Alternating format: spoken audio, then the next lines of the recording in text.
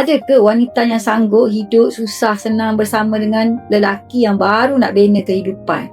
Ada, sebab saya pernah lihat dengan pengalaman saya mungkin dah 20 tahun lebih kahwin ni, dengan mata kepala saya sendiri.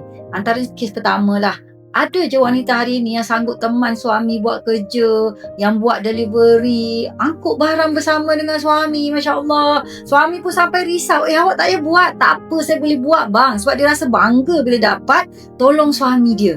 Lepas tu, ini saya kisah benar lah. Saya nampak sendiri dan ustaz tunjuk kat saya masa tu. Saya rasakan macam saya dah susah tau. Sebab saya naik motor buruk je dengan ustaz, hujan, berpanas. Motor kita orang, motor C70 yang dulu-dulu tu, sekarang tak ada dah.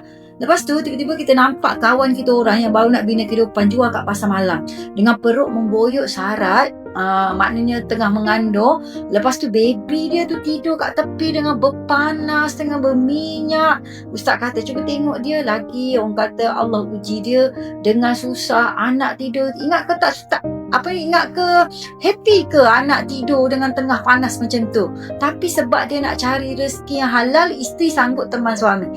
Ustaz kata tak apa, itu adalah keberkatan dia dan kita kena belajar daripada dia.